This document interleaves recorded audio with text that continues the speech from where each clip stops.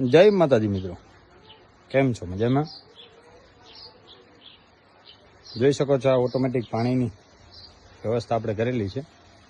અલગ અલગ સાઇઝમાં છે, બધી એસએસની છે, હેવી છે. આ છે 4x2, 4x2ની છે. આવી રીતના ઉપર ઢાંકણું છે, સેન્સર વાલ છે.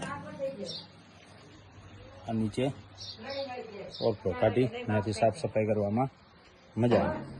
આવી રીતના છે.